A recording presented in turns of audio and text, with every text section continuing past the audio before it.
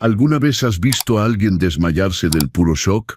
No hablo de esos desmayos dramáticos de telenovela que se repiten una y otra vez. Hablo de ese desmayo real donde las piernas simplemente ceden, los ojos se voltean, y el cuerpo se desploma como un costal de cemento sobre el piso de mármol. Eso fue exactamente lo que vi cuando mi hijo Miguel se desvaneció aquel miércoles 14 de mayo a las 2:37 de la tarde en el salón VIP del Banco BBVA de Polanco, Ciudad de México. Había entrado casi corriendo, con su esposa Fernanda colgada de su brazo como bolsa de diseñador, ambos vestidos como si fueran a una gala de los premios Ariel. Él con traje azul marino con la etiqueta del precio mal arrancada de la muñeca, ella con un vestido naranja chillante y tacones tan altos que parecía que iba a caerse en cualquier momento. Venían sonriendo, hablando fuerte, planeando en voz alta qué iban a hacer con los 300 millones de pesos de la lotería. 300 millones, la cifra que había transformado a mi hijo en un extraño en menos de 72 horas. No esperaba verme ahí, mucho menos sentado en ese sillón de piel color vino junto al asesor regional, el licenciado Ricardo Ramírez, con una taza de café expreso en la mano y mi portafolio de piel auténtica, regalo que me di con mi primera prima hace 40 años de albañilería, posado elegantemente sobre mis piernas. Llevaba puesto mi traje gris pizarra, el que había comprado especialmente para esta ocasión. Me había puesto mi corbata color vino sobria. Ese tono que no es agresivo pero que dice, existo y merezco respeto, y en la muñeca brillando discretamente bajo la luz fría del aire acondicionado, estaba el reloj de oro de mi padre, don Roberto Morales Sr., el único objeto de valor que había guardado todos estos años, pero que ese día tenía un significado completamente nuevo. Miguel me vio primero. Vi el momento exacto en que su cerebro procesó la información. Ese hombre sentado ahí, tratado como cliente VIP, era el padre que había echado de su casa 3 días antes, llamándolo lastre y padre pobre que frena el progreso. El color desapareció de su rostro. Literalmente, era como si alguien hubiera desconectado un enchufe y drenado toda la sangre. Su boca se abrió pero no salió ningún sonido. Y Fernanda, esa víbora, apretó su brazo y susurró demasiado fuerte. «Miguel, ¿qué hace tu padre aquí?» El licenciado Ramírez, quien estaba a mi lado revisando unos documentos, levantó la vista con esa sonrisa profesional y dijo con voz firme y cortés, «Buenas tardes, señor Miguel. Don Roberto llegó antes que usted.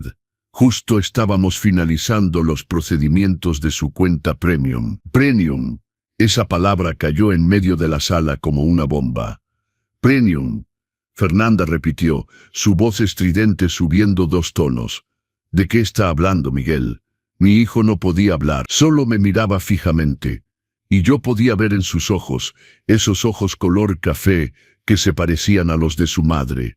Una mezcla de confusión, miedo y algo que me tomó unos segundos identificar. Vergüenza. Fue el licenciado Ramírez quien continuó, siempre profesional, siempre correcto. Don Roberto se convirtió en cliente especial del banco esta semana.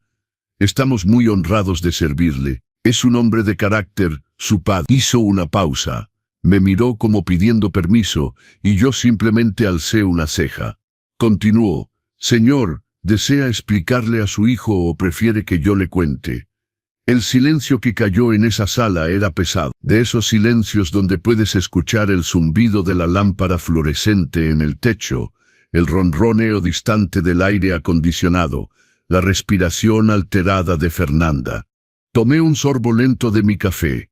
Dejé que el sabor amargo se esparciera por mi lengua.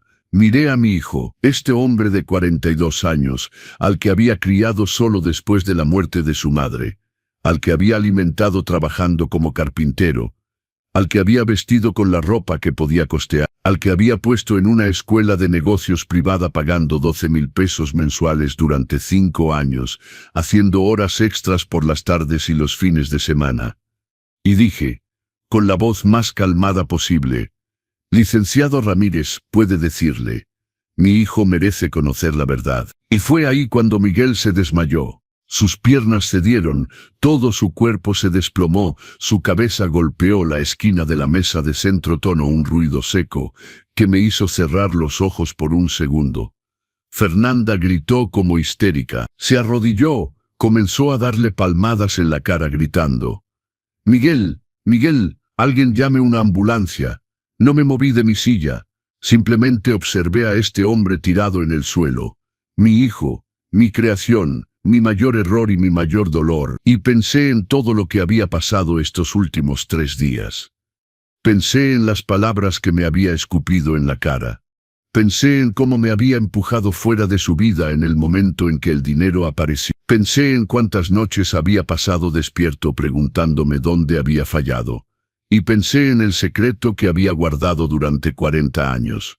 El secreto que estaba a punto de cambiarlo todo. Si quieres entender cómo llegué a ese banco, cómo un padre de 68 años que vivía en un modesto departamento en Iztapalapa, se convirtió en cliente VIP, mientras su hijo millonario se desmayaba a sus pies, entonces quédate conmigo en esta historia, porque lo que vas a escuchar no se trata solo de dinero, se trata de dignidad, de traición y de la lección más dura que un hijo puede aprender. Y si las historias de superación y justicia tocan tu corazón, suscríbete al canal Los Consejos del Abuelo, porque aquí no ocultamos la verdad, por dolorosa que sea. ¿Sabes lo que es despertarse a las 5 de la mañana todos los días durante 15 años? No para hacer yoga o meditar como esos influencers de Instagram enseñan. Despertarse para ir al taller de carpintería, lijar madera en el frío, pulir tablas hasta que te sangren las manos. Esa era mi vida desde los 28 años. Me llamo Roberto Morales, tengo 68 años, y cuando tenía 28, mi mundo se derrumbó por primera vez. Elena, mi esposa, el amor de mi vida, la mujer que me hacía reír incluso cuando no podíamos pagar la renta, murió de cáncer fulminante. Era un viernes helado de enero. Yo estaba en el hospital con Miguel, que apenas tenía 4 meses. Recuerdo al doctor diciéndome que ya no había nada que hacer. Recuerdo el sonido de mi propia respiración en esa habitación de hospital. Recuerdo caer de rodillas en el pasillo y sentir un dolor en el pecho tan fuerte que pensé que moriría ahí mismo con ella. Pero no morí, porque había una vida que dependía de mí, y esa vida me necesitaba entero, no en pedazos. Elena era maestra de español en una secundaria de Nesa. No éramos ricos, pero no nos faltaba nada. Teníamos suficiente, un departamento modesto pero nuestro, un coche usado que funcionaba, comida en la mesa y proyectos. Tantos proyectos. Cuando ella murió, tuve que empezar de nuevo. Yo era carpintero. Ganaba decentemente, pero con un bebé, los gastos de guardería, los gastos médicos pendientes, el dinero ya no alcanzaba. Empecé a tomar todos los trabajos posibles. De día trabajaba en el taller. Por las tardes y los fines de semana, hacía muebles por encargo en mi pequeño garaje. Dormía 4 horas por noche.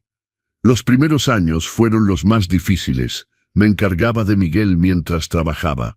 Él dormía en una cuna junto a mi banco de trabajo.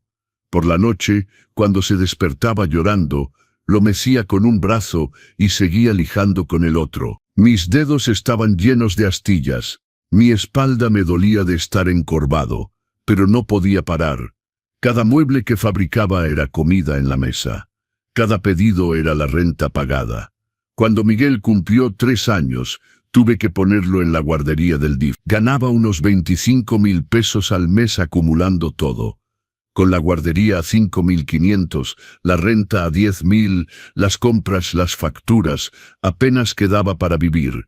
¿Sabes qué me dijo Miguel cuando tenía 16 años y descubrió cuánto ganaba? Papá, ganas una miseria. ¿Por qué no buscas un trabajo de verdad? Un trabajo de verdad, como si levantarse antes del alba para construir muebles no fuera un trabajo de verdad, como si lijar madera de rodillas durante horas no fuera un trabajo de verdad. Pero tragué saliva, sonreí, dije que las cosas iban a mejorar. Siempre dije que las cosas iban a mejorar. Miguel creció avergonzado de mí. No es fácil escribirlo. pero es la verdad. Tenía vergüenza del padre, que llegaba a las juntas de padres con aserrín en el pelo porque venía directo del taller. Tenía vergüenza del padre, que no tenía coche nuevo, mientras los otros padres recogían a sus hijos en BMWs. Reluciente. Una vez, debía tener como 12 años, me pidió que no fuera a recogerlo a la escuela. Oye papá, ¿puedes esperarme en la esquina? Es que los chavos se burlan. Esperé en la esquina, bajo el sol abrasador de una tarde de junio, con mis bolsas del mercado. Esperé escondido para que mi hijo no se avergonzara de mí, y sin embargo, amaba a ese muchacho con cada fibra de mi ser. Cuando terminó la preparatoria quiso hacer una escuela de negocios privada porque no fue aceptado en las públicas. La colegiatura era de 12,000 pesos al mes, 12,000 pesos, más de la mitad de lo que ganaba con mi trabajo regular. Fue entonces cuando empecé a hacer muebles de restauración los fines de semana. Aprendí viendo videos en YouTube en el ciber del barrio. Compraba muebles viejos en los tianguis, los restauraba, los vendía en el mercado de antigüedades. 4,000 pesos por fin de semana. 48,000 al mes solo con los muebles, además del resto. Durante 5 años hice eso. 5 años levantándome al alba, lijando, barnizando, con las manos callosas, trabajando hasta el agotamiento. Todo para pagar la escuela de negocios de mi hijo. ¿Sabes cuántas veces Miguel me agradeció durante esos 5 años? Ninguna. Ni una sola vez. Cuando se graduó en 2008, organicé una pequeña fiesta en casa. Mandé preparar canapés con un servicio de banquetes. Compré champán, invité a los vecinos. Estaba tan orgulloso. Mi hijo, graduado de escuela de negocios, hijo de carpintero y de viudo. Llegó a la fiesta, se quedó 20 minutos y se fue. Dijo que tenía una cita con los amigos de la escuela. Con sus verdaderos amigos. Me pregunto qué quiso decir con eso. Me quedé ahí con los canapés enfriándose en la mesa, escuchando a la señora Ramírez de al lado tratando de consolarme. Déjalo, Roberto. Los jóvenes son así. Te quieren, solo que no saben demostrarlo. Pero yo ya sabía en el fondo que no era cuestión de no saber demostrar. Era cuestión de no sentir. Los años pasaron. Miguel encontró trabajo en una gran empresa de consultoría. Empezó a ganar bien, 35,000 pesos al mes. Rentó un departamento en la Condesa, un departamento pequeño pero en edificio con portero, alberca, esas cosas. Yo seguía en mi modesto 3 ambientes en Iztapalapa, con las paredes que necesitaban pintura y que yo refrescaba de vez en cuando con el dinero contado. Venía a verme quizá una vez al mes.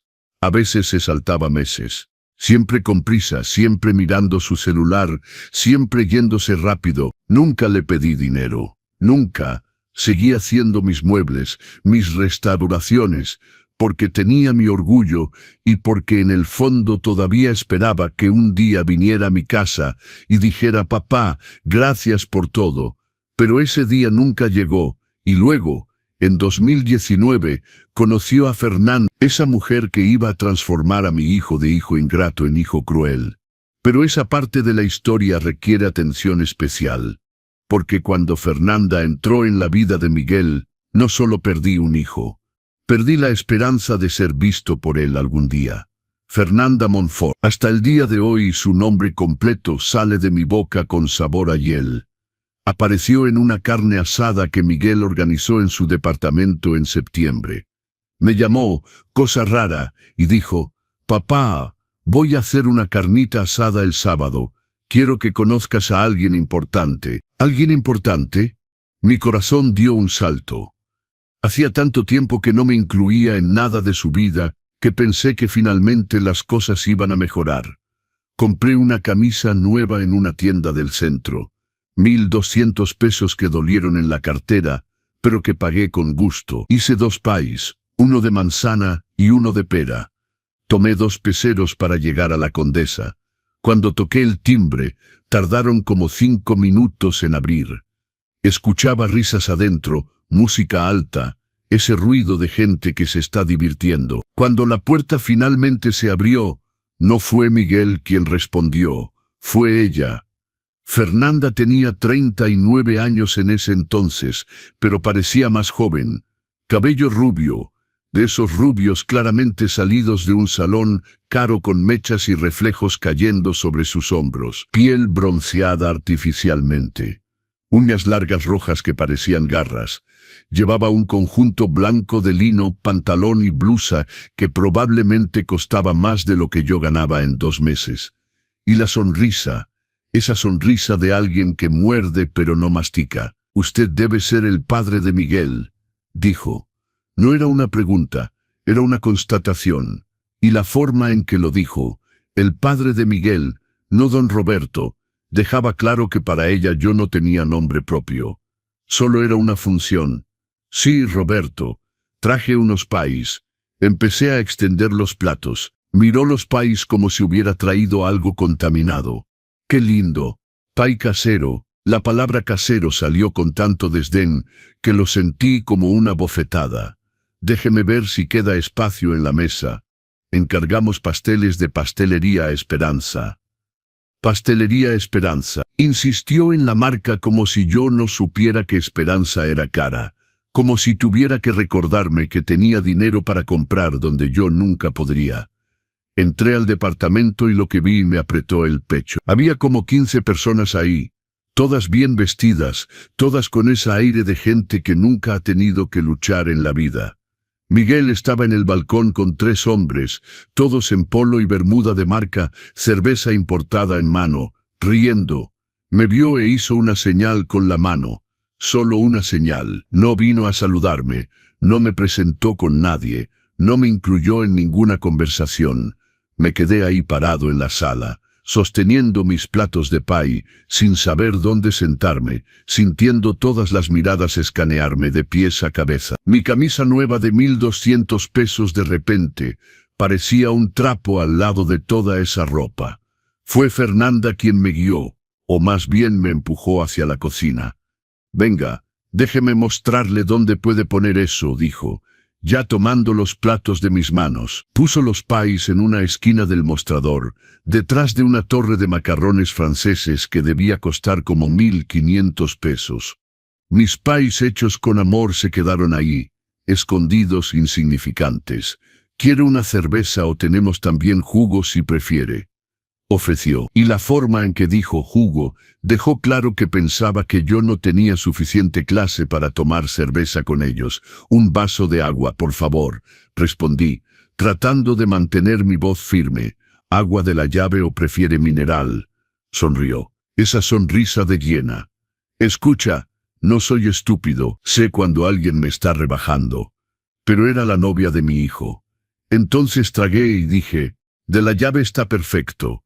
Pasé 3 horas en ese departamento, 3 horas sentado en una esquina del sillón, viendo a mi hijo ignorar mi presencia mientras hacía carne asada para sus amigos y para esa mujer que ya había decidido que yo era un problema a resolver. Nadie comió mis pais. Al final de la tarde, cuando me fui, otra vez sin que Miguel ofreciera acompañarme o llamar un taxi, Fernanda me devolvió los platos con los pais intactos. ¡Qué lástima! Nadie pudo con todo. Pero lléveselos, puede disfrutarlos en casa. Eso dolió más que cualquier bofetada. En el taxi de regreso, 250 pesos que pagué solo. Lloré en silencio en el asiento trasero. El chofer lo notó pero no dijo nada. Solo subió el volumen de la música, pero lo peor estaba aún por venir. Miguel y Fernanda se comprometieron 6 meses después. Me llamó para decírmelo.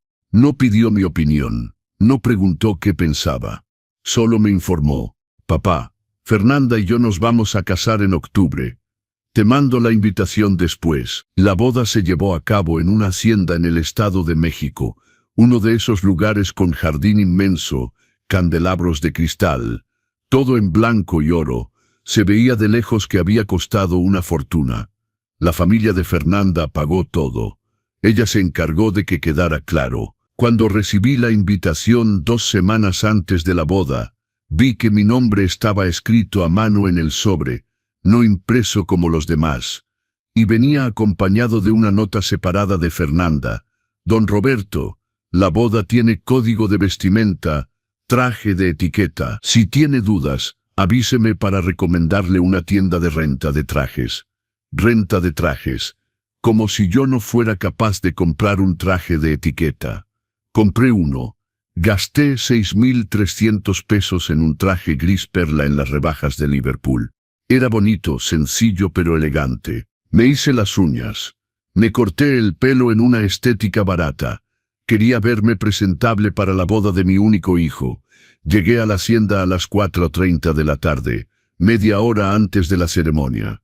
La entrada ya estaba llena de gente. Coches de lujo estacionados por todas partes, mujeres en tacones altos y vestidos carísimos, hombres en trajes italianos. Me sentí como un intruso.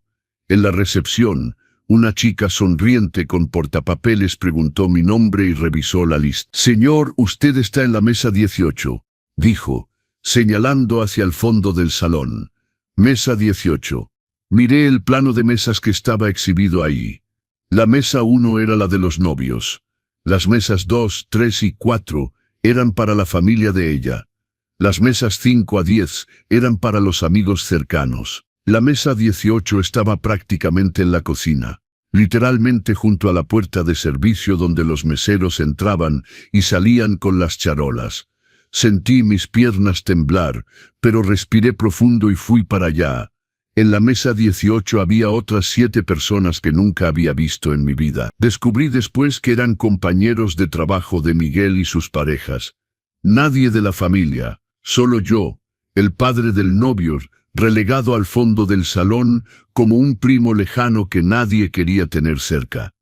La ceremonia fue hermosa, no puedo negarlo. Fernanda estaba radiante en un vestido que debía costar como 300.000 pesos. Miguel estaba elegante, feliz, sonriéndole a ella como si fuera la única persona en el mundo.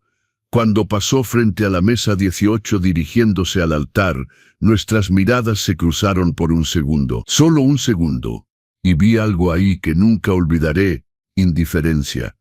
Mi hijo me miró con la misma indiferencia con la que se mira a un mesero al que ni siquiera vas a llamar.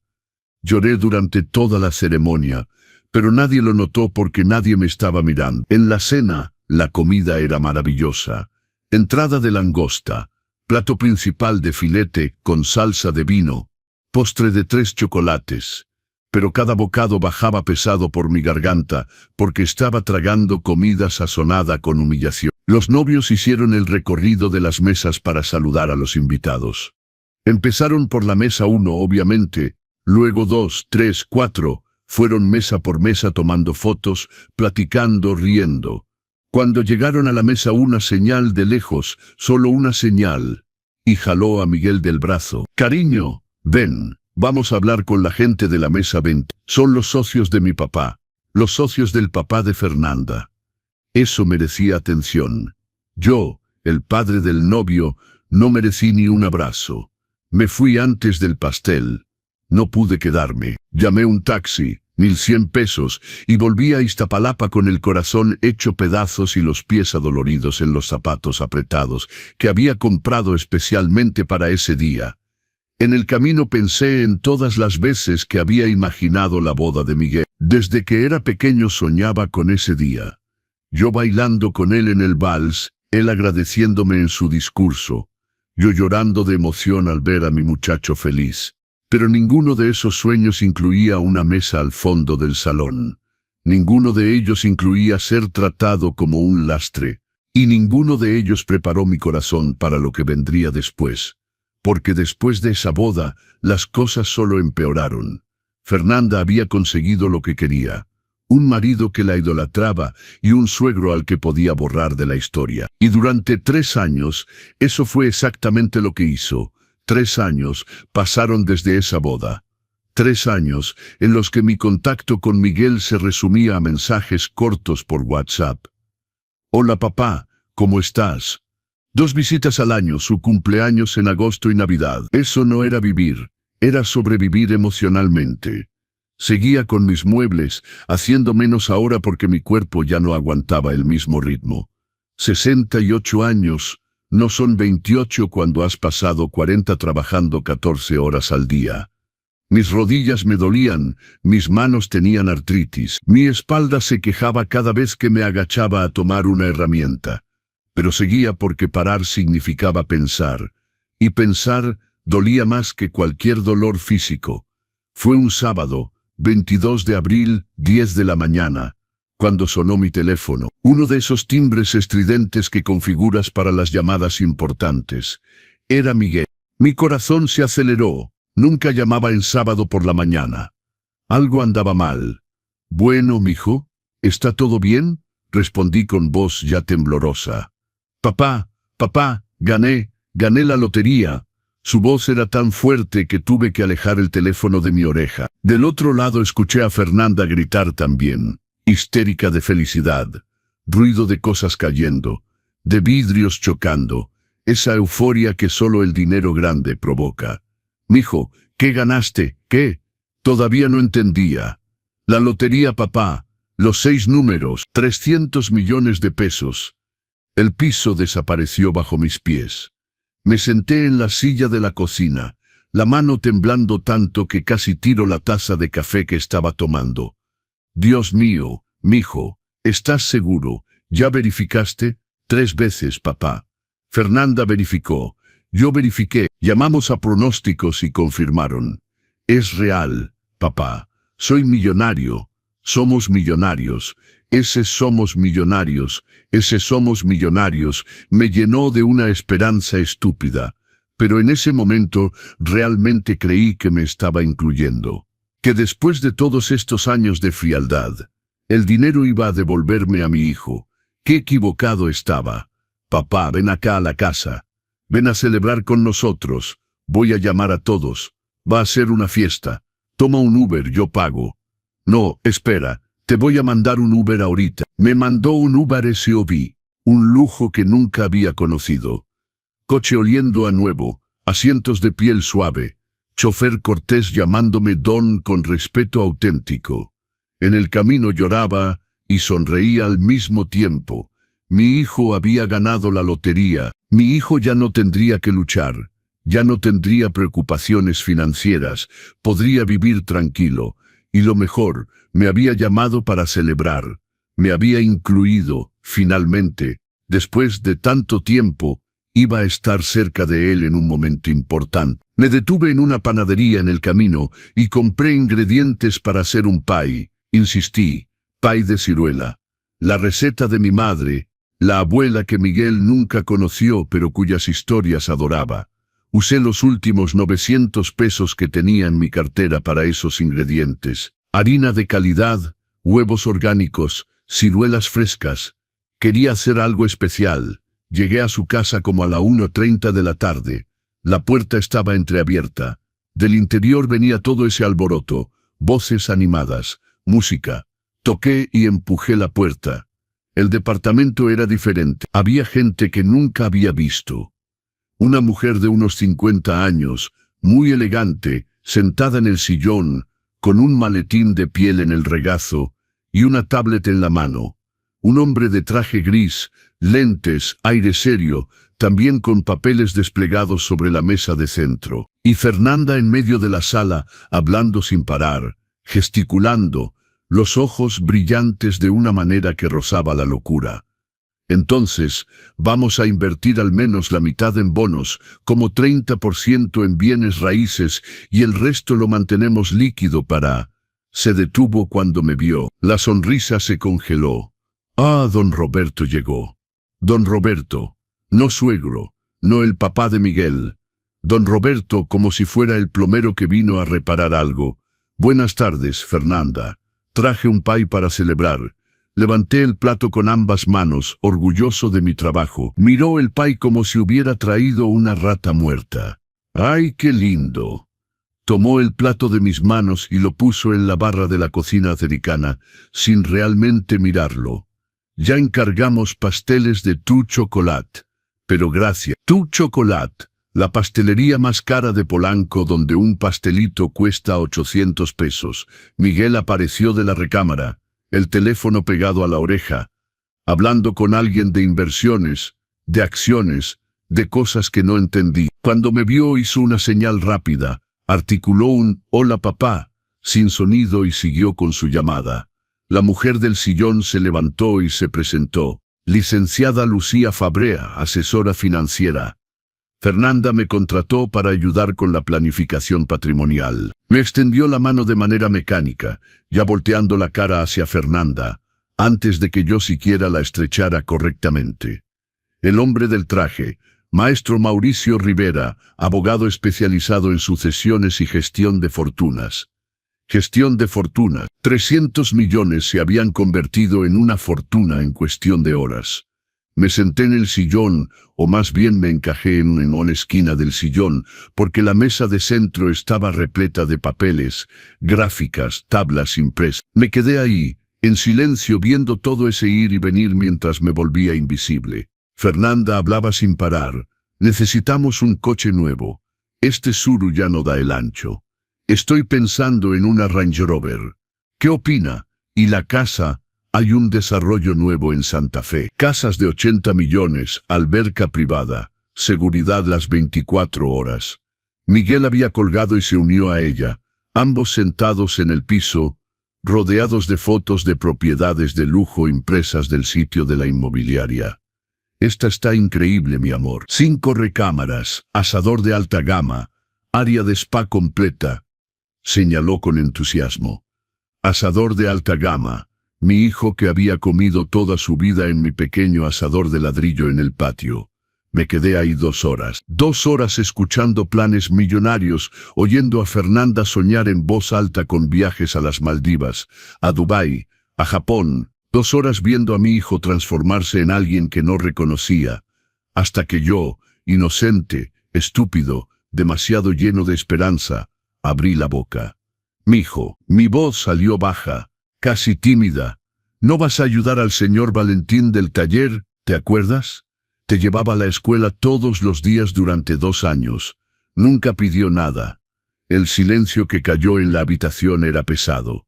Miguel me miró con una expresión que nunca había visto. Irritación. Pura irritación. Papá, por favor, no empieces. ¿No empiece qué, mijo? Yo solo... El señor Valentín me llevaba porque iba en la misma dirección. No fue un favor, y yo siempre le llenaba el tanque. No fue gratis. Mentira, mentira descarada. El señor Valentín hacía un desvío de 3 kilómetros todos los días para recoger a Miguel. Y Miguel nunca pagó la gasolina. Pero no iba a discutir delante de esta gente.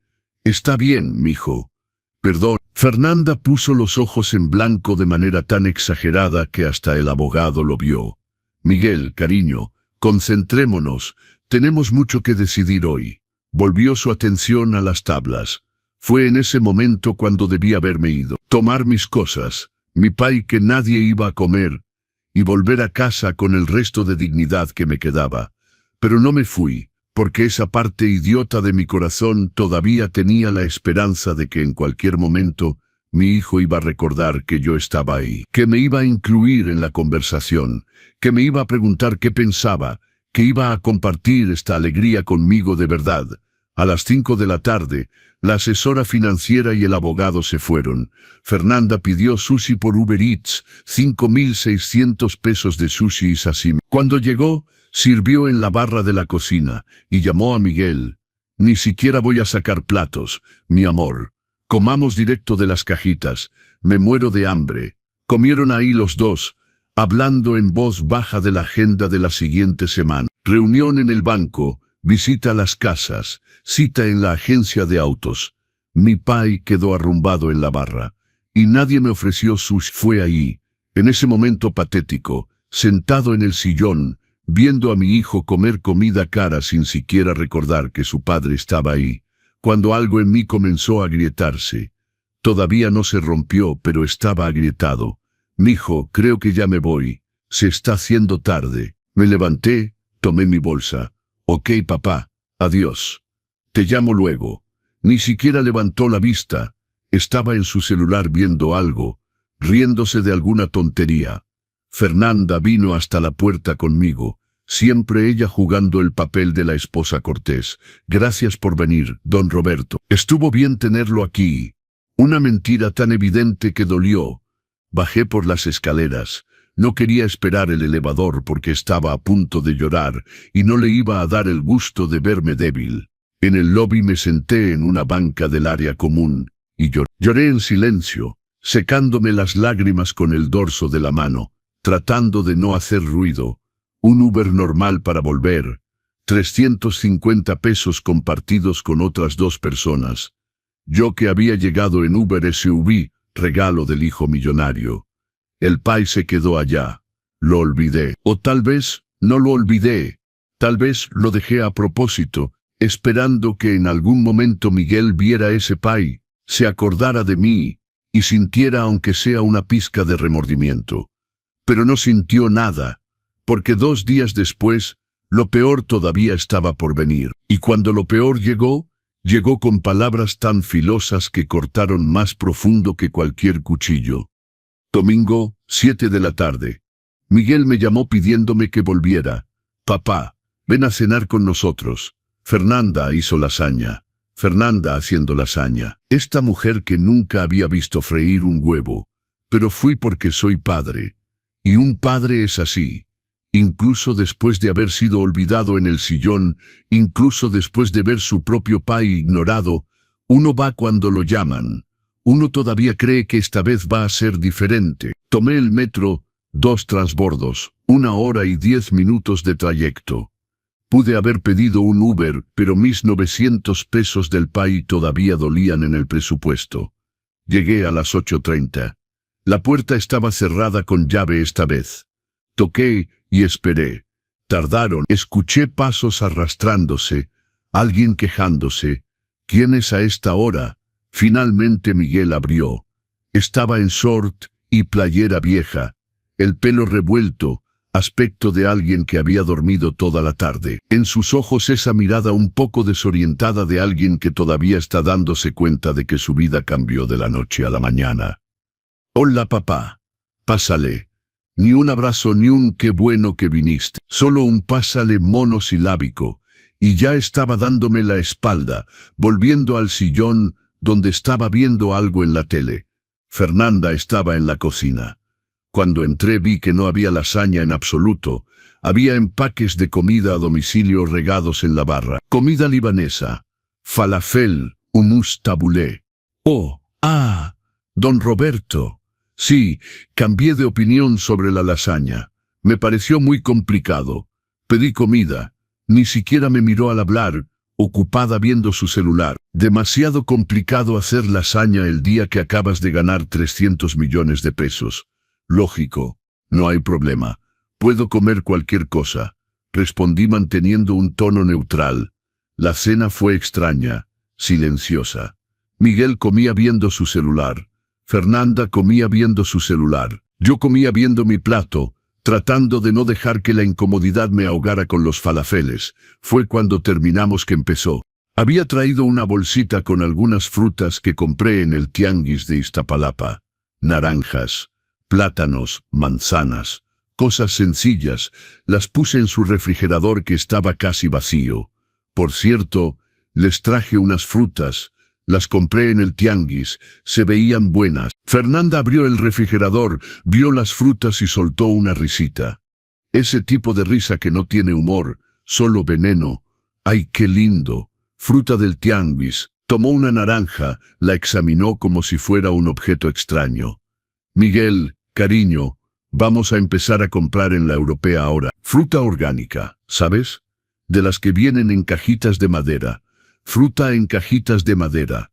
300 pesos el kilo de naranjas mientras hay gente muriéndose de hambre en el mundo. Pero seguí tragando. Mijo, empecé, mi voz saliendo más débil de lo que quería. Mi refrigerador se descompuso la semana pasada. El técnico dijo que no tiene reparación. Hay que cambiarlo. Cuesta como 7,000 pesos uno nuevo. Me preguntaba si no podrías. No terminé la frase. La cara de Miguel cambió. Fue instantáneo. Los ojos se agrandaron. La mandíbula se apretó. Esa vena en su frente que siempre saltaba, cuando estaba nervioso empezó a palpitar. ¿En serio, papá? Su voz salió entre dientes. Viniste aquí a pedir dinero. Mijo, no es pedir. No es pedir. Se levantó de su silla, su voz subió 2 tonos. Entonces, ¿qué es? Porque hasta donde yo sé, pedir dinero es exactamente eso. Llegar aquí con tu refrigerador descompuesto queriendo que yo lo resuelva. Sentí como si recibiera un puñetazo en el estómago. Julián, nunca te he pedido nada. Nunca. En 42 años, esta es la primera... ¿La primera? Se rió, pero no era una risa. Era desprecio. Papá, ¿crees que olvidé? Olvidé todas las veces que pasabas por aquí y mencionabas que el gas había subido, que la luz estaba cara, que la medicina para la presión había aumentado. Me quedé congelado porque sí, había mencionado esas cosas. Pero nunca como una petición de ayuda. Solo eran conversaciones, comentarios sobre la vida. El tipo de cosas que los padres le dicen a sus hijos, o al menos eso pensaba. Mijo, nunca quise que me dieras dinero esas veces. Solo platicaba. Fernanda entró a la sala, brazos cruzados, esa postura de alguien que llevaba mucho esperando este momento. Don Roberto sabe qué es la manipulación emocional. Es exactamente eso, soltar comentarios, crear culpa hasta que la persona se sienta obligada a ayudar. Manipulación emocional. Acababa de acusarme de manipulación emocional. Fernanda, yo traté de hablar pero mi voz falló. Miguel, tenemos que hablar de esto. Se volvió hacia él, la mano en su hombro. Ese gesto de posesión. Tu dinero va a atraer a mucha gente de afuera, mucha gente de adentro de la familia. Tenemos que establecer límites ahora, antes de que esto se vuelva una bola de nieve. Límites. Estaba hablando de mí como si fuera una amenaza externa. Como si fuera una de esas personas que aparecen de la nada cuando alguien gana la lotería. Papá, Miguel pasó su mano por su cara. Ese gesto de alguien que está agotado. Fernanda tiene razón, tenemos que cuidarnos. Este dinero es nuestro futuro. No podemos andar repartiéndolo a todo el que aparezca con un problema. Todo el que aparezca con un problema. Me había convertido en todo el que... Miguel, mi voz salió quebrada. Soy tu padre y yo soy tu hijo. Explotó completamente. Sé que me criaste solo. Sé que fue difícil. Sé todo eso. Pero ¿hasta cuándo, papá? ¿Hasta cuándo voy a tener que cargar con esta deuda? ¿Hasta cuándo voy a tener que sentirme culpable por querer tener una buena vida? Cada palabra era una puñalada. Nunca te he reclamado nada, murmuré. No has reclamado. Tu existencia es un reclamo. Cada vez que te veo en esa casa que se está cayendo, cada vez que llegas aquí con tu ropa sencilla, tus payesitos caseros, es un reclamo silencioso. Es un recordatorio de que yo tengo lo que tú no tienes. Sentí mis piernas debilitarse. Me apoyé contra la pared porque estaba seguro de que me iba a caer. Mijo, era todo lo que podía decir. Miguel, cálmate. Fernanda puso su mano en su pecho, jugando ese teatrito de esposa preocupada. Pero en sus ojos vi otra cosa, satisfacción. Le gustaba esto. Cariño, tu papá tiene que entender. Vamos a tener muchas reuniones importantes esta semana. Con banqueros, inversionistas, gente seria. Tenemos que concentrarnos. No podemos pasarnos el tiempo resolviendo problemas familiares. Problemas familiares. Yo era un problema familiar. Fue en ese momento que pasó. Tenía en mi mano una taza de porcelana blanca con un filo dorado. Una taza que mi madre me había dado cuando me casé con Elena. Una de las pocas cosas que había guardado todos estos años, y que tontamente había traído para tomar café ahí mientras cenaban. Mis manos temblaban tanto que la taza se resbaló. Cayó al piso de cerámica, explotó en 1000 pedazos, el ruido resonó en la habitación como un disparo. Fernanda saltó de manera dramática, la mano en el pecho. Dios mío, mira, quebró nuestra vajilla. Miguel. Es de la colección que nos regalaron en la boda. No, no lo era. Esa taza era mía. Pero mintió descaradamente y Miguel no me defendió. Perdón, me arrodillé para recoger los pedazos, las manos temblorosas, las lágrimas empezando a nublar mi visión. Déjalo, papá. La señora de la limpieza lo recoge mañana. Miguel habló con tal frialdad que los pedazos de la taza parecieron menos filosos que esas palabras. Me levanté, miré a mi hijo. Realmente lo miré. Y vi a un extraño. Miguel, mi voz era firme ahora. Firme y helada. Dime una cosa. Cuando ganaste este dinero, ¿cuál fue tu primer sentimiento? ¿La felicidad o el alivio de ya no necesitarme? El silencio fue absoluto. No respondió. Y la ausencia de respuesta fue respuesta suficiente. Papá, creo que es mejor que te vayas a casa. Fernanda se adelantó, ya tomando mi bolsa que estaba en el sillón y extendiéndomela. Ha sido un día largo para todos. Necesitamos descansar. Miguel tiene una reunión en el banco el miércoles en la mañana para retirar su premio. Muchas cosas que arreglar. Miércoles en la mañana, reunión en el banco. Tomé mi bolsa. No dije nada. Solo miré a Miguel una última vez. Esperando, todavía esperando incluso después de todo, que dijera algo. Que me pidiera quedarme, que se disculpara, que volviera a ser mi hijo, pero no lo hizo. Adiós, papá. Te llamo luego. Salí de ese departamento con la espalda recta y la cabeza en alto. Pero en el elevador, solo, me derrumbé. Lloré cada segundo de los 12 pisos hasta la planta baja.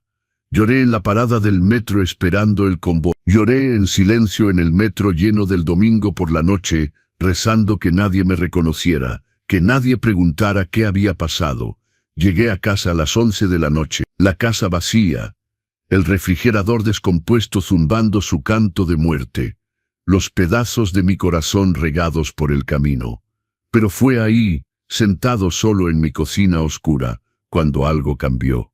No era enojo, no era resentimiento, era claridad, una claridad fría, filosa, liberadora. Me levanté, encendí la luz, fui a mi recámara y abrí el viejo ropero de madera.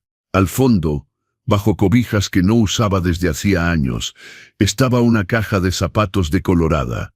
La abrí, adentro había documentos que guardaba desde hacía décadas, papeles amarillentos, una foto de Elena, su acta de defunción y un sobre manila con el membrete de un despacho de abogados. Licenciado Eugenio Benítez, abogado pro bono. Dentro del sobre, una carta fechada 2 semanas antes.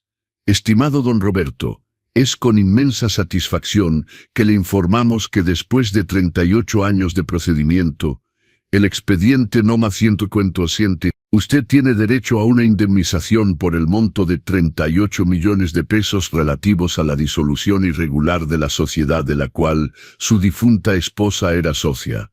38 millones de pesos, dinero que era mío, dinero que había conquistado después de casi 4 décadas de espera, de papeleo, de procedimientos judiciales que había seguido en silencio con la ayuda de un abogado bondadoso que conocí en la iglesia, dinero que iba a usar para ayudar a Miguel, para sorprenderlo, para hacerle ver que el padre pobre que frena en realidad había logrado asegurar un mejor futuro para los dos.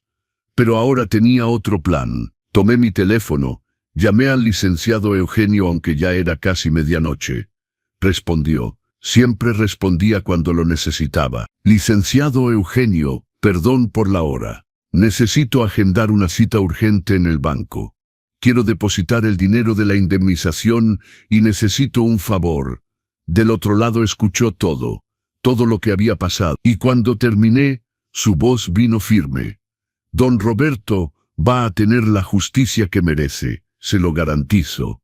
Miércoles, 2 de la tarde, sucursal de BBVA Bancomer en Polanco.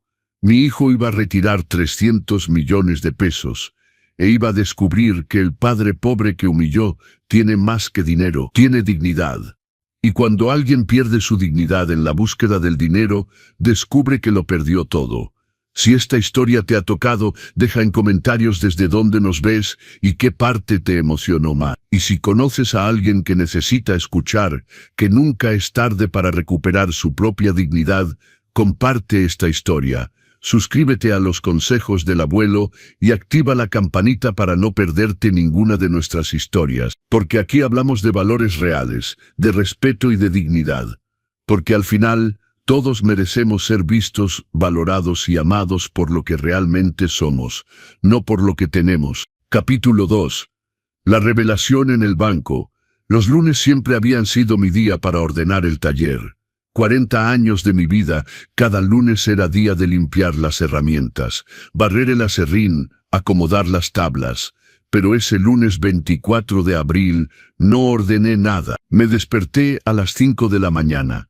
No porque lo necesitara, sino porque no podía dormir. Me quedé acostado en mi cama mirando el techo agrietado de mi recámara, escuchando el ruido de los primeros metros pasando en la calle, pensando en cada palabra que Miguel me había escupido en la cara el domingo. No necesito un padre pobre que me frene. Me levanté, preparé café, me senté en la mesita de la cocina con la taza humeante en la mano. Una taza común de vidrio, de esas que compras en pack de 6 por 150 pesos. Nada de porcelana, nada de herencia emocional que pudiera romperse y llevarse un pedazo de mí. El sobre manila del licenciado Eugenio estaba abierto frente a mí. Releí la carta por quinta vez en 12 horas. 38 millones de pesos. Las cifras parecían irreales, casi obscenas ahí en mi cocina modesta, con el refrigerador descompuesto zumbando su canto de muerte, con la llave que goteaba porque el empaque estaba gastado. Tomé el teléfono, marqué el número. Licenciado Eugenio, buenos días. Perdón por molestar tan temprano. Su voz vino calmada, siempre calmada. Don Roberto, usted nunca molesta. ¿Pudo dormir? No mucho. Tomé un sorbo de café. Necesito una cita en el banco hoy. ¿Puede ser hoy? Déjeme ver. Lo escuché teclear del otro lado. Puedo arreglar para las 3 de la tarde en BBVA Bancomer de Polanco. Voy a llamar al asesor regional ahora mismo. Asesor regional, don Roberto. 38 millones no se depositan en ventanilla común. Va a convertirse en cliente especial premium. Va a tener un asesor dedicado. Sala privada. Todo el tratamiento VIP.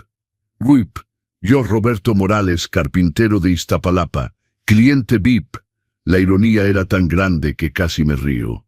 Casi. Hay otra cosa. Licenciado Eugenio. Dudé. Mi hijo va a retirar su premio de la lotería esta semana. En BBVA también. Puede averiguar qué día. Silencio del otro lado. Luego, don Roberto, ¿está seguro de lo que está planeando? Estoy seguro. Mi voz salió más firme de lo que esperaba. Necesita saber. Necesita entender que el padre que humilló, que echó, que llamó lastre, no es lo que él piensa. Déjeme investigar. Colgué y me quedé ahí, mirando la pared de la cocina donde había una foto vieja enmarcada. Miguel y yo, él con unos 8 años, sonriendo frente al parque de diversiones. Era su cumpleaños. Había trabajado horas extra toda la semana para poder pagar esa salida. La entrada al parque, los dulces, un carrito de control remoto barato que tanto quería. En esa foto me miraba como si yo fuera el hombre más importante del mundo. ¿Cuándo cambió eso? ¿Cuándo dejé de ser padre para convertirme en un problema? Me levanté, descolgué la foto de la pared, la guardé en el cajón de la cocina, sin enojo, solo con desapego. Ese muchacho de la foto ya no existía. Tenía 3 opciones: el traje gris perla que usé en la boda, un pantalón negro con camisa blanca que usaba para ir a la iglesia, o el traje gris pizarra que había comprado hace 6 meses en rebaja, y nunca había usado porque lo guardaba para una ocasión especial. Elegí el traje pizarra. Me preparé con calma. Me puse mi corbata color vino sobria, la que da un aire de seriedad sin parecer exagerada. Me peiné el cabello gris hacia atrás. Me puse mis zapatos de piel que había comprado de segunda mano pero que solo usaba en bodas y cumpleaños. Y tomé el reloj de oro de mi padre, Roberto Señor. Mis dedos temblaron cuando abrí la cajita de terciopelo donde estaba guardado. Hacía años que no lo usaba. Tenía miedo de perderlo, de romperlo, de que me lo robaran en el metro. Pero ese día lo necesitaba conmigo. Necesitaba sentir su peso en mi muñeca, como si mi padre estuviera ahí diciéndome: «Adelante, Roberto, te lo mereces». Me lo puse en la muñeca izquierda. El metal frío contra la piel me dio escalofrío. Tomé mi portafolio de piel, el auténtico que había comprado con mi primera prima, después de dejar los muebles por encargo y encontrar un trabajo fijo como jefe de taller en una escuela de carpintería. 5,000 pesos al mes, de lunes a viernes, con contrato. Era el primer dinero limpio que había ganado después de 40 años en lo informal. Con esa primera prima compré este portafolio, 2,800 pesos en una tienda de Reforma. La vendedora me había mirado con desdén, mi ropa sencilla, mi aspecto de alguien sin dinero, pero cuando puse los billetes en el mostrador, su mirada cambió. Nunca olvidé ese momento, la sensación de poder comprar algo de calidad, sin necesidad de pagar en mensualidades, sin necesidad de pedir descuento, sin necesidad de humillarme. Y ese día, yendo al banco, iba a sentir eso otra vez, pero multiplicado por millones. El taxi llegó a las... Un taxi común, no un Uber de lujo. No necesitaba lujo. Necesitaba dignidad. En el camino el chofer trató de hacer conversación. ¿Va al centro por trabajo, señor? Voy a arreglar unos asuntos al banco, respondí mirando por la ventana. Los bancos siempre son un dolor de cabeza, ¿no? Las filas, la burocracia. Hoy no habrá fila. Hablé más para mí que para él. El edificio imponente, todo de cristal, reflejando el sol de la tarde, gente entrando y saliendo, la mayoría con aire cansado, cargando papeles, quejándose de la espera. Entré por la puerta principal y una recepcionista me detuvo. Buenas tardes, señor. ¿Tiene cita? Roberto Morales, cita con el licenciado Ricardo Ramírez, asesor regional. Revisó en la computadora. Su expresión cambió instantáneamente. Los ojos se abrieron ligeramente. La sonrisa se amplió, la postura más derecha. Así, señor. Usted es cliente premium. Por favor, sígame. Lo voy a llevar directo al salón VIP. Cliente premium.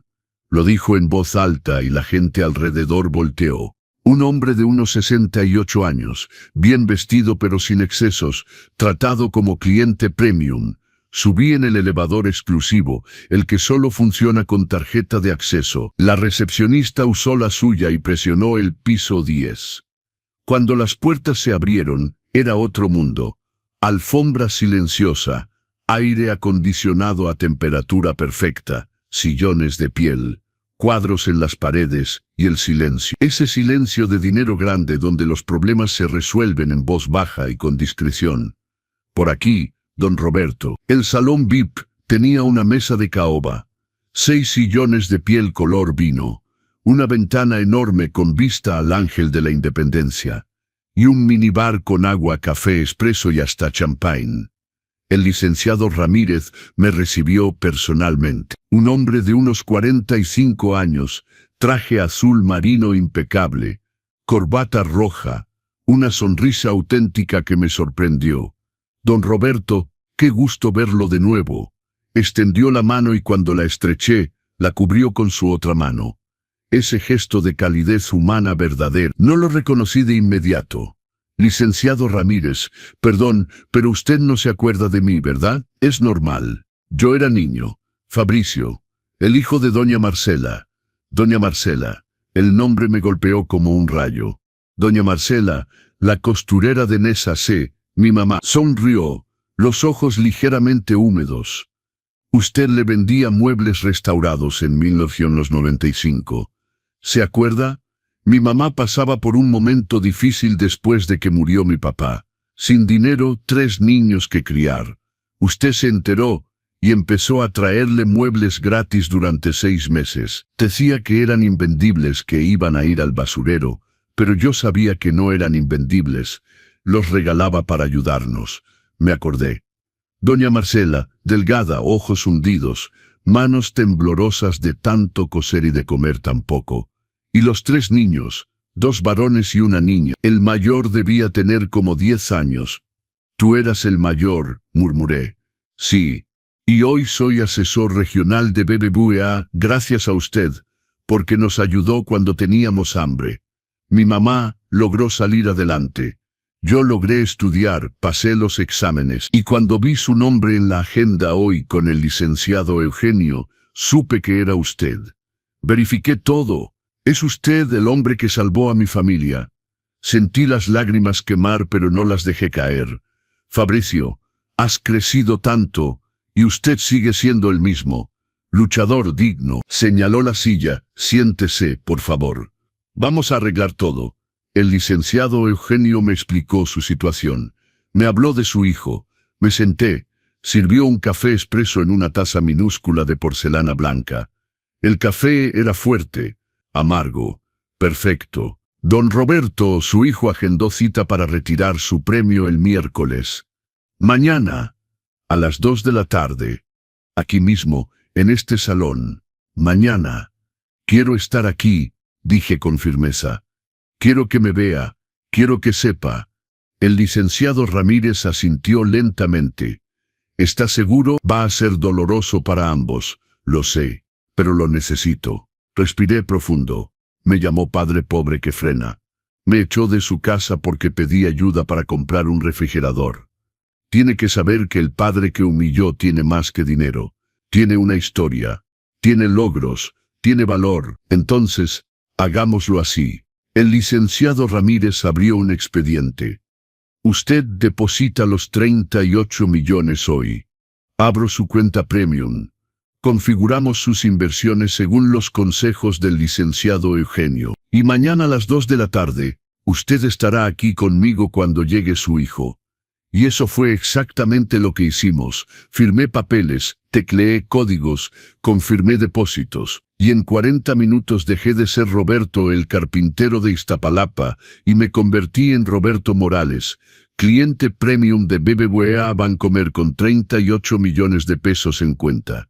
Cuando salí del banco a las 5 de la tarde, el sol empezaba a bajar. La luz dorada pegaba en los edificios de cristal de Reforma. Tomé un taxi para volver a casa y durante todo el trayecto me quedé viendo el reloj de mi padre en mi muñeca. Mañana, papá, murmuré al reloj. Mañana va a entender. Llegué a casa, me quité el traje pizarra, lo guardé cuidadosamente. Me duché, hice una sopa sencilla de verduras. La comí en mi mesita de cocina, solo, en el silencio de mi casa. Y por primera vez en semanas dormí toda la noche sin pesadillas, sin angustia, porque sabía que mañana a las 2 de la tarde, mi hijo iba a aprender la lección más dura de su vida. Y cuando el orgullo y el dinero ciegan a un hijo, solo la verdad desnuda y cruda puede abrirle los ojos. Miércoles, el día del ajuste de cuentas. Me desperté a las 6 de la mañana, incluso sin poner despertador. El cuerpo sabía que ese día era diferente. Me levanté, abrí la ventana de la recámara. Dejé entrar el aire fresco de la mañana. La Ciudad de México en mayo tiene un aire que huele a jacarandas. Y ese día, incluso el aire me parecía más ligero. Preparé café. Me senté en la cocina y por primera vez en 2 años, miré la foto de Elena sin sentir esa opresión en el pecho. Tomé el marco que estaba en el estante de la sala. Ella sonriente en vestido de verano, el cabello al viento, esa actitud despreocupada que me había enamorado a los 19 años. Sabías verdad. Le hablé a la foto como si pudiera escucharme. Sabías que esa sociedad iba a valer algo algún día. No era por nada que insistías tanto con los papeles, incluso cuando todo iba mal. Elena había sido maestra, pero también socia minoritaria de una pequeña editorial. Ediciones Luz. Había invertido sus ahorros en 15% de la sociedad, 45,000 pesos de la época. La editorial empezó bien. Publicaba libros de poesía, literatura mexicana. Tenía 3 autores prometedores. Pero en 1983, con la crisis económica, las cosas se descarrilaron. Las librerías no pagaban. Los costos de impresión se dispararon. Un almacén se incendió. Ediciones Luz se hundía. Fue entonces cuando Elena empezó a pelearse con los otros socios. Quería salvar la editorial, encontrar nuevos autores, reducir costos. Pero los 2 socios mayoritarios, Clara Favela y Felipe Arnaud, querían cerrar todo, declarar quiebra, cada quien por su lado. Recuerdo las discusiones en casa. Elena llegaba estresada, enojada, diciendo que los socios escondían algo, que había dinero entrando pero que no aparecía en los reportes. Roberto, me están engañando, lo sé, pero no puedo probarlo. Murió 3 semanas después. Cáncer fulminante. Cuando murió, yo tenía a Miguel de 4 meses y estaba destrozado. No tenía cabeza para pensar en una editorial, en una sociedad, en un procedimiento. Los 2 socios vinieron al funeral, Clara y Felipe, de negro, aspecto compasivo, y 2 semanas después aparecieron en mi puerta con una propuesta. Don Roberto, la editorial está en quiebra, no podemos continuar. Vamos a cerrar las actividades, le ofrecemos 100,000 pesos por la parte de Elena. Es todo lo que podemos. 100,000 pesos, en ese entonces parecía dinero. Yo no tenía nada, necesitaba algo para empezar de nuevo. Firmé, tomé el dinero y traté de seguir con mi vida. Y Ediciones Luz cerró sus puertas en mayo de 2000. O al menos eso dijeron, porque en 1993, 10 años después, estaba viendo las noticias y casi me caigo de la silla. El reportaje hablaba de una editorial que acababa de firmar un contrato millonario con una gran cadena de distribución para publicar una nueva colección de clásicos mexicanos. El nombre de la editorial, Ediciones Luz, S.A. de CUB, la misma editorial, excepto que ahora no estaba en quiebra. Era gigante. Catálogo de 500 títulos, oficinas en 3 países, contratos con grandes autores mexicanos e internacionales. Mi sangre se heló. Llamé al número que aparecía en el sitio de la editorial. Hablé con una secretaria. Pregunté por los socios. Confirmó, Clara Favela y Felipe Arnaud. Los mismos. Esta gente me había mentido. Habían dicho que la editorial estaba en quiebra. Me pagaron migajas por la parte de Elena y luego lo reconstruyeron todos solos. Se habían quedado con todo. No sabía qué hacer. No tenía dinero para un abogado. No tenía conocimiento jurídico. Solo era un viudo con un hijo adolescente trabajando 14 horas al día para sobrevivir. Guardé esa información en mi pecho como una astilla de vidrio. Dolía pero no sabía cómo sacarlo. Hasta estaba en la iglesia bautista de Iztapalapa un domingo por la mañana. El pastor había invitado a un abogado para dar una conferencia sobre derechos laborales para la comunidad.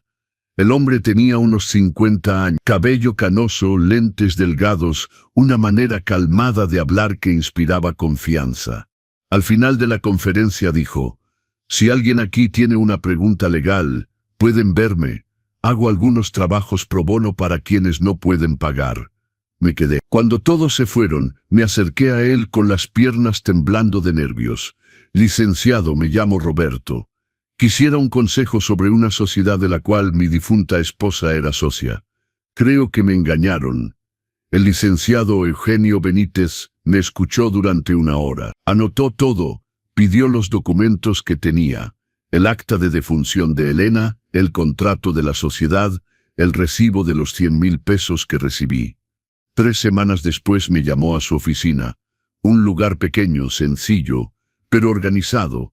Don Roberto, lo robaron. Legalmente robado, pero robado. Esos socios aprovecharon su vulnerabilidad, le pagaron una miseria y se quedaron con todo. Voy a iniciar un procedimiento, pero tiene que entender que puede tomar años, décadas incluso. Y no hay garantía de que ganemos. Entiendo, pero tengo que intentarlo. Por Elena, por mí, por mi hijo. Entonces vamos. Y fue exactamente eso. Una lucha de 2003 a 2020. Pretendieron que la editorial realmente quebró en 1983 y que la que existe hoy es otra, fundada en 1985, pero el licenciado Eugenio probó que era la misma. Misma razón social, mismos socios, continuidad fiscal. Probó que Clara y Felipe habían escondido contratos, desviado dinero, simulado la quiebra. Que sabían que la editorial tenía potencial pero querían quedarse con todo. Entonces empujaron a la socia minoritaria, Elena, ofreciendo migajas al viudo vulnerable. En 2018 ganamos en primera instancia. Apelaron en 2020, ganamos en apelación. Apelaron de nuevo. En 2022, la Suprema Corte dio un fallo definitivo a mi favor. Tenía derecho a una indemnización equivalente al 15% que Elena tenía en la sociedad, calculado desde 1983, con corrección monetaria, intereses todo, 38 millones de pesos. El dinero cayó en mi cuenta en abril de 2023, 2 semanas antes de que Miguel ganara la lotería, y no le dije. ¿Sabes por qué? Porque quería que fuera una sorpresa. Quería llegar con mi hijo y decir, mijo, lo logramos. Después de 40 años conseguimos justicia para tu mamá. Este dinero es nuestro. Lo vamos a usar para tener una vida mejor juntos. Tenía planes. Quería ayudarlo a invertir mejor. Quería viajar con él. Quería finalmente tener esa relación padre-hijo que nunca habíamos tenido. Pensé que el dinero nos iba a acercar. Pero entonces vino la lotería. 300 millones. Y mi hijo mostró quién era realmente. Mostró que nunca había sido cuestión de tener o no tener dinero. Era cuestión de carácter, o de su ausencia. Ese miércoles por la mañana a las 10 llamé al licenciado Eugenio. Estoy listo, le dije. Es un hombre fuerte, don Roberto. Su esposa estaría orgullosa. Colgué. Me puse el mismo traje pizarra, la misma corbata color vino sobria. Me puse el reloj de oro de mi padre. Tomé mi portafolio de piel y me miré al espejo. El hombre que me devolvía la mirada ya no era ese Roberto encorvado, cansado, resignado. Era un hombre con la espalda recta, el mentón levantado, la mirada firme. Un hombre que había sobrevivido a 42 años de lucha, que había criado a un hijo solo, que había esperado 4 décadas por justicia y que finalmente la había obtenido. Un hombre que ya no necesitaba probarle nada a nadie, especialmente no a un hijo ingrato. Salí de casa a las 12:30. Llegué a BBVA Bancomer a la 1:15. El licenciado Ramírez me recibió personalmente en la entrada. Don Roberto, ¿está listo? Estoy listo. Su hijo confirmó su presencia para las 2. Viene con su esposa. Perfecto. Quiero que ella también vea. Subimos al salón VIP. El licenciado Ramírez sirvió café. Hablamos de cosas ligeras. Me contó de su mamá, doña Marcela, que ahora tenía su propio taller de costura y vivía bien. El teléfono de recepción sonó. Licenciado Ramírez, el señor Miguel Morales llegó. Mi corazón se aceleró, pero mantuve una expresión calmada. Hágalo subir. Escuché el elevador. Escuché pasos apresurados en el pasillo. Escuché la voz de Fernanda, fuerte, emocionada. Cariño, 300 millones en efectivo. ¿Ya pensaste dónde vamos a guardar todo eso? La puerta se abrió, y cuando Miguel me vio sentado en ese sillón de piel con el asesor regional a mi lado, con una taza de café en la mano y ese reloj de oro brillando en mi muñeca, su mundo se derrumbó, porque hay cosas que el dinero compra, y hay cosas que solo la verdad puede pagar. El color desapareció del rostro de Miguel en 2 segundos. Era como ver a alguien recibir un puñetazo invisible en el estómago. Todo su cuerpo se tensó. Su boca se abrió en un grito silencioso. Sus ojos se agrandaron tanto que se podía ver el blanco alrededor del iris café. Fernanda todavía no había entendido. Entró detrás de él toda arreglada, vestido naranja chillante, tacones de aguja ridículamente altos, la bolsa Prada colgada del brazo que seguramente había comprado el mismo día de la lotería. Su cabello era diferente, aún más rubio, con esas mechas que cuestan una fortuna en los salones de lujo. Miguel, cariño, ¿por qué te paraste? Se congeló cuando me vio. La ceja se arqueó. Ese gesto de alguien que está a punto de escupir veneno. Don Roberto, ¿qué hace usted aquí? No respondí. Simplemente tomé un sorbo lento de mi café expreso. Volví a poner la taza de porcelana en el plato con un pequeño tintineo delicado y miré al licenciado Ramírez. Licenciado Ramírez, creo que podemos comenzar. El licenciado Ramírez se levantó, extendió la mano a Miguel de manera profesional. Buenas tardes, señor Miguel Morales. Soy Ricardo Ramírez, asesor regional. Sea bienvenido. Señora también. Hizo una señal hacia Fernanda. Por favor, tomen asiento. Voy a necesitar algunos documentos antes de liberar el premio. Miguel no se movió. Seguía mirándome fijamente como si fuera una aparición, un fantasma, algo imposible de estar ahí. Papá, su voz salió ronca. ¿Qué? ¿Cómo? ¿Por qué estás aquí? Fernanda rompió el silencio, ya recuperada del shock inicial, ya de vuelta en modo ataque. Miguel probablemente vino a rogar que le des dinero. Don Roberto, escuche, ya hablamos de esto. Mi esposo no puede andar repartiendo su premio a todo el que venga con la mano extendida. La sala se puso tan silenciosa que se podía escuchar el zumbido del aire acondicionado.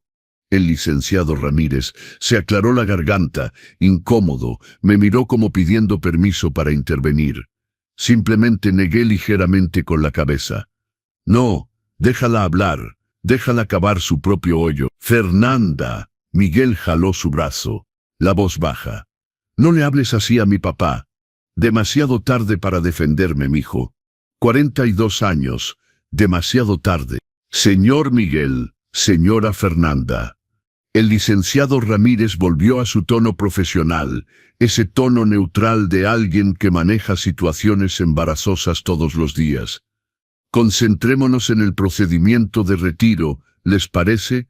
Por favor, siéntense. Fernanda jaló a Miguel del brazo y se sentaron en los sillones frente al escritorio.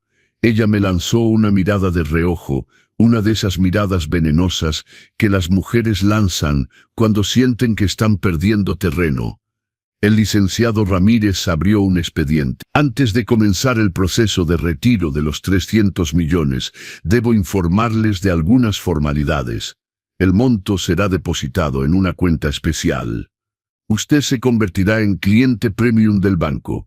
Tendrá acceso a consultoría financiera exclusiva. Siguió hablando, pero vi que Miguel no prestaba atención. Seguía mirándome de reojo, tratando de entender. Fernanda, en cambio, bebía cada palabra. Ya estaba calculando, planeando, soñando despierta con ese dinero. Fue entonces cuando el licenciado Ramírez soltó la bomba. Y aprovecho para informarles que don Roberto también es nuestro cliente premium. De hecho, llegó antes que ustedes hoy porque teníamos una reunión de planificación patrimonial programada. El tiempo se detuvo. Miguel parpadeó 3 veces seguidas, procesando la información. Don Roberto, repitió el licenciado Ramírez con calma. Es cliente premium de BBVA Bancomer desde el lunes de esta semana. Depositó una suma importante y está siendo atendido por nuestro sector de inversiones de alto patrimonio. Fernanda soltó una risa corta, una de esas risas de incredulidad mezclada con desprecio. ¿Cliente premium, don Roberto? Me miró de arriba abajo. ¿Con qué dinero? Silencio. Golpeé mi mano en el apoyabrazos del sillón con tanta fuerza que todos saltaron. 38 millones de pesos, dije, mi voz saliendo tan calmada que hasta yo me sorprendí. Indemnización judicial concerniente a la sociedad de la cual mi difunta esposa era socia. El juicio duró 20 años. Ganamos. El dinero cayó en mi cuenta hace 2 semanas. La mandíbula de Fernanda cayó. Miguel se puso blanco. No ese blanco de sorpresa, ese blanco de alguien que acaba de entender que cometió el mayor error de su vida. Papá, trató de hablar pero su voz falló. 2 semanas antes de tu lotería, Miguel. Continué implacable. Recibí esta noticia y estaba tan feliz, porque finalmente podría ayudarte. Finalmente podría venir con mi hijo y decir, lo logramos. Después de 40 años de lucha, lo logramos. El dinero de tu mamá finalmente llegó y quería compartirlo contigo. Vi sus manos temblar. Quería invertir en tu futuro, en nuestro futuro. Mi voz se endureció. Pero entonces ganaste la lotería y pensé, perfecto, voy a esperar que te calmes de toda esta euforia y después te cuento la noticia. Celebraremos juntos, padre e hijo, finalmente con los medios para vivir tranquilos. Las lágrimas empezaron a subir en sus ojos. Excepto que no me diste tiempo, ¿verdad, Miguel? Me llamaste a tu casa. Me expusiste frente a extraños. Me llamaste padre pobre que frena. Me echaste porque pedí ayuda para 7.000 pesos para un refrigerador cuando acababas de ganar 300 millones. Temblaba ahora. Realmente temblaba, las manos apretando los apoyabrazos del sillón. No sabía, murmuró. Claro que no sabías. Mi voz salió más fuerte de lo previsto. Respiré profundo. Volví a un tono calmado. No sabías porque nunca te interesaste. Nunca preguntaste cómo estaba. Nunca quisiste saber qué pasaba en mi vida. Para ti siempre fui solo el padre, esa obligación que cargabas, esa piedra en el zapato que te recordaba de dónde venía. Fernanda trató de intervenir, su voz saliendo estridente. Don Roberto, está exagerando. Miguel siempre que... Volteé la cabeza hacia ella tan rápido que dio un saltito en su silla. Siempre me amó, siempre me respetó, siempre me trató con dignidad. Dime, Fernanda, ¿en cuál de tus fiestas fui tratado como el padre de tu esposo? ¿En la boda cuando me pusieron en la mesa 18 cerca de la cocina? ¿O en la carnita asada cuando dijiste que mi pai casero era lindo con ese tono de desprecio? Se puso roja. Abrió la boca para responder, pero no salió ningún sonido. El licenciado Ramírez se aclaró la garganta de nuevo. Tal vez sería mejor que los deje un momento para que la familia platique. No hace falta, licenciado Ramírez. Me levanté del sillón, tomé mi portafolio. Ya terminé mi reunión. Los documentos para mi viaje por Latinoamérica están listos, ¿verdad? Sí, don Roberto. 6 meses boleto en primera clase, hoteles reservados, todo según sus deseos. Perfecto. Latinoamérica. Primera clase. 6 meses. Vi el shock multiplicarse en el rostro de Miguel. Se levantó de un salto, casi tumbando el sillón. Papá, espera, tengo que hablarte. No, Miguel, no tienes que. Lo miré por última vez ese día. Tienes que retirar tus 300 millones, comprar tu Porsche, tu casa de 80 millones, viajar a Dubái, hacer todo lo que planeaste mientras yo estaba sentado en el sillón, invisible e insignificante. Papá, por favor. Su voz estaba ahora ahogada. Lo siento. No sabía. ¿Sabías que, Miguel? Me detuve en la puerta. Me di la vuelta. Si hubiera sabido que tenía dinero, entonces sí habría merecido respeto. Entonces sí habría sido lo suficientemente bueno para formar parte de tu vida. Negué con la cabeza. Eso solo prueba mi punto. Lo que perdiste no fue un padre pobre. Perdiste a un padre que te amaba incondicionalmente. Y a diferencia del premio de la lotería, eso no se recupera. Salí. Escuché un ruido detrás de mí. Algo cayendo, un cuerpo desplomándose. Escuché a Fernanda gritar.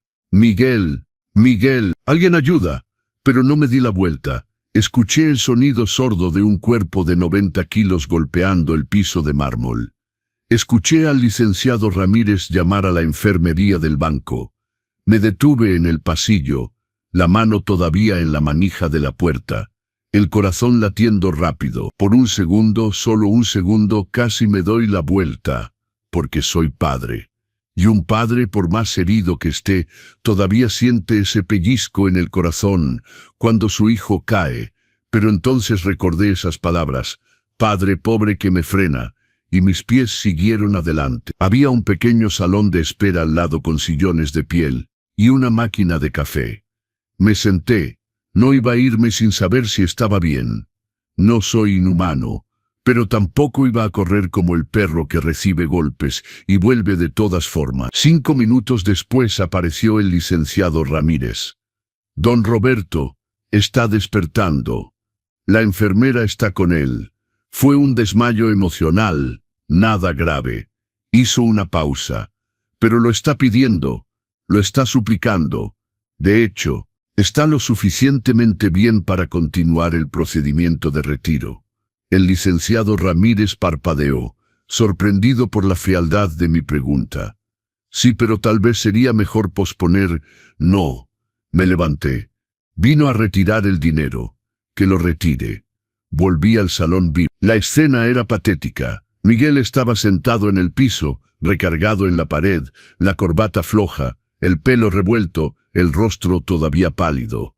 Un moretón se estaba formando en su frente donde había golpeado al caer.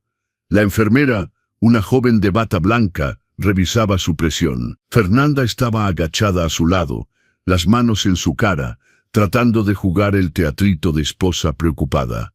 Pero en sus ojos vi otra cosa: cálculo.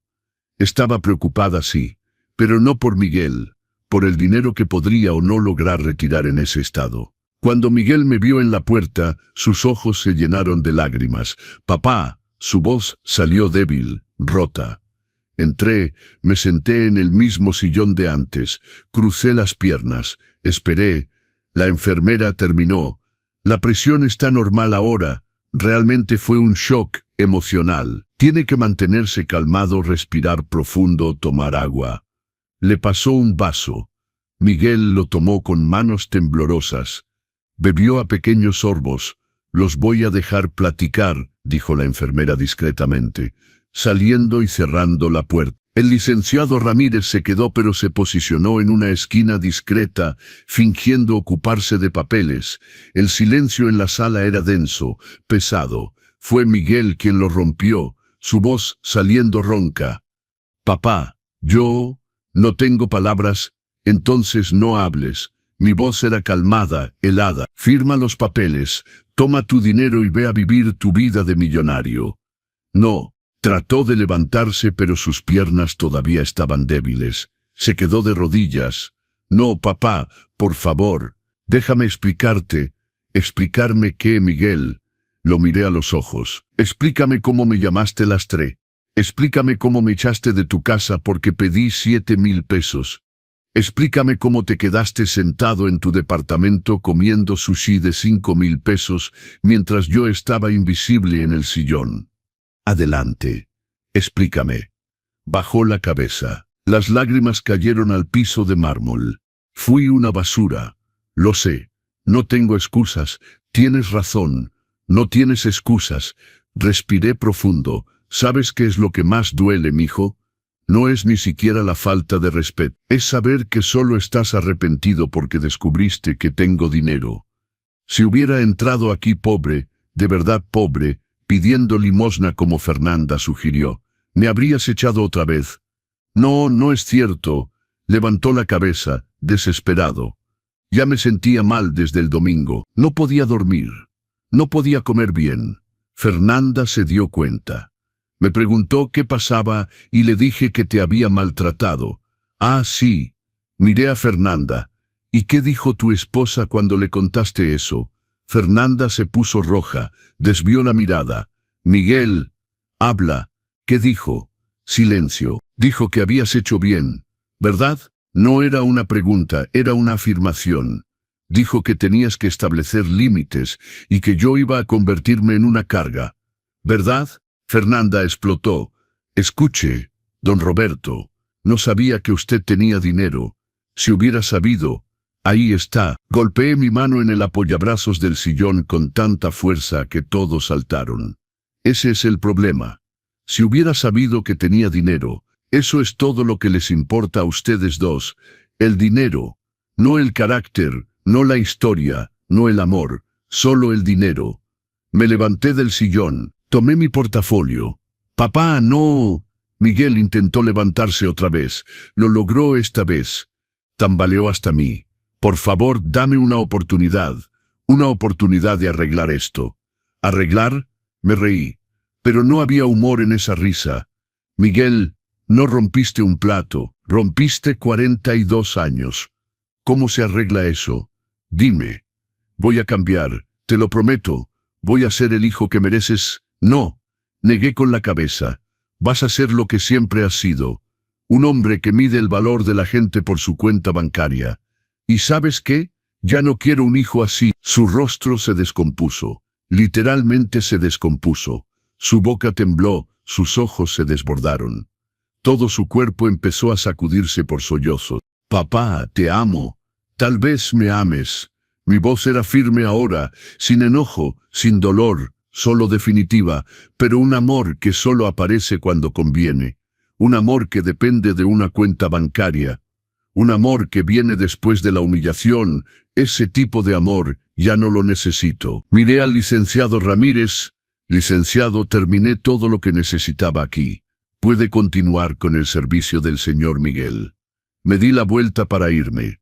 Papá, por favor, Miguel gritó, su voz resonando por toda la sala. No me abandones, te necesito. Me detuve, me di la vuelta y lo miré. Este hombre de 42 años llorando como un niño, desesperado, destrozado. Y dije la frase que había ensayado en mi cabeza toda la noche: Miguel, yo no te abandoné, tú me echaste. Hay una diferencia. Y ahora vas a tener que vivir con esa decisión. Hice una pausa. Ganaste 300 millones de pesos en la lotería. Felicidades. Compra lo que quieras. Viaja donde quieras. Casa nueva, coche importado, ropa de marca, todo lo que siempre quisiste. Hice otra pausa. Mi voz se suavizó a pesar de mí. Pero hay una cosa que no vas a poder comprar de vuelta. Mi voz se quebró ligeramente. El premio más grande que jamás tuviste. Un padre que te amaba incondicionalmente. Sin dinero, sin interés, sin condiciones, solo amor. ¿Y eso, mijo? Mi voz se rompió. Eso no se compra de vuelta. No hay segundo sorteo. No hay manera de recuperar eso. Los llantos de Miguel se transformaron en un aullido. Un sonido de dolor tan profundo que hasta el licenciado Ramírez bajó los ojos, incómodo. Pero no cedí, porque a veces el amor más difícil es el que dice no, el que establece límites, el que se niega a ser tapete, incluso para el propio hijo. Salí del salón VIP. Esta vez no escuché caída, no escuché desmayo, solo llanto. El llanto de un hombre que acababa de darse cuenta de que hay pérdidas que el dinero nunca puede compensar. Epílogo. 6 meses después. Los 6 meses en Latinoamérica fueron exactamente lo que necesitaba. Caminé por las calles de Buenos Aires, tomé vino en cafés de Santiago, navegué por el Amazonas, hice cosas que nunca imaginé hacer. Pero más importante, aprendí algo fundamental: existía fuera de mi rol de padre. Era Roberto, solo Roberto, un hombre que amaba la arquitectura colonial, que descubrió que adoraba la comida peruana, que hizo amigos en un hostal en Cartagena. Mi teléfono sonó 127 veces durante esos 6 meses, todas llamadas de Miguel. Respondí 3.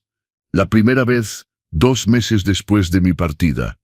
Respondí porque tenía miedo de que hubiera pasado algo grave. Papá, su voz era diferente, más calmada. Solo quería saber si estás bien. Estoy bien, Miguel. Estoy en terapia, 2 veces por semana. Hizo una pausa. Fernanda se fue, pidió el divorcio. No dije nada. No te llamo para que sientas lástima por mí. Te llamo porque quiero que sepas que estoy trabajando en mí mismo, que estoy tratando de entender cómo pude convertirme en ese hombre. Eso está bien, Miguel. Algún día podrías perdonarme. Miré por la ventana de mi hotel en Lima. El sol se ponía sobre el Pacífico, pintando el cielo de naranja y rosa. No lo sé, mijo, realmente no lo sé. Entiendo. Su voz era pequeña. Pero no voy a dejar de intentarlo. No para que me perdones, sino para convertirme en el hombre que siempre debí ser. Colgamos. Cuando volví a la Ciudad de México en noviembre, algo había cambiado en mí. Ya no era ese hombre encorvado por el peso del amor no correspondido. Estaba derecho, libre. Renové mi departamento en Iztapalapa. No de manera extravagante, pero cómodamente. Creé un pequeño taller de carpintería en mi garaje y empecé a dar clases gratuitas a los jóvenes del barrio. Creé una fundación con 8 millones de pesos. Fundación Elena Morales, para ayudar a viudos y viudas con niños pequeños, porque sabía lo que era no tener opciones, no tener salida, no tener esperanza. Miguel siguió llamando. No todos los días, no de manera insistente, solo presente. 6 meses después de mi regreso, apareció en mi puerta. Era un domingo por la tarde. Cuando abrí, apenas reconocí a mi hijo. Había adelgazado. No de manera enfermiza, pero de una manera que mostraba que había dejado de vivir en el exceso. Llevaba ropa sencilla, jeans, suéter, el cabello corto, bien peinado pero sin gel, los ojos claros pero cansados, y en sus manos, nada. Sin regalos caros, sin flores exageradas, solo él. Hola, papá. Hola, Miguel. Nos medimos con la mirada. ¿Puedo pasar? Dudé, pero asentí. Entró y se detuvo en medio de la sala, mirando todo. El departamento renovado, los muebles nuevos, las fotos de mi viaje en la pared. El departamento está hermoso, papá. Gracias. Silencio incómodo. No vine a pedir perdón, empezó, su voz firme pero humilde, porque sé que no lo merezco. Vine a pedirte una oportunidad de construir una relación de nuevo, desde cero, como dos adultos, con respeto. Me senté en el sillón, se quedó parado esperando permiso para sentarse. No se lo di. Todavía no, Miguel, no sé si puedo volver a confiar en ti. Lo sé. Y no espero que confíes en mí ahora, solo espero que me dejes intentar probar, con el tiempo, con acciones, que cambié. Lo miré, realmente lo miré, y vi algo diferente. Ya no era ese hombre arrogante cegado por el dinero, era alguien roto tratando de reconstruirse. Si acepto esto, y es un muy grande sí, será con condiciones. Acepto todo. Primera condición, la terapia continúa. No es negociable. Segunda, me tratas con respeto. Siempre, tenga dinero o no. Tercera, no soy tu muleta emocional. Tú resuelves tus problemas, yo resuelvo los míos. Cuarta, límites. Tengo mi vida ahora. Viajes, proyectos, amigos. Y vas a respetar eso. Acepto todo. Y quinta, hice una pausa. El perdón no es olvido. Voy a perdonar porque es mejor para mí, no para ti. Pero nunca voy a olvidar lo que me hiciste sentir. Y vas a tener que vivir con eso. Asintió, los ojos húmedos. Entiendo, y lo acepto. Porque yo tampoco voy a olvidar. Voy a cargar con esto como un recordatorio del hombre que nunca más quiero ser. Nos quedamos en silencio un largo momento. Luego señalé el sillón. Siéntate. Voy a hacer café, y me vas a contar bien cómo va esa terapia. Vi el alivio invadir su rostro. No era un perdón completo. No era todo está perdonado. Era un inicio. Pequeño, frágil, pero honesto. Mientras preparaba el café en la cocina, miré el reloj de mi padre en el estante especial que había mandado hacer. No va a ser el hijo perfecto con el que soñé, murmuré al reloj. Pero tal vez con el tiempo sea un hijo decente. Y tal vez eso sea suficiente. Un año después de esa confrontación en el banco, Miguel y yo tenemos una relación. No es la relación padre-hijo perfecta de las películas.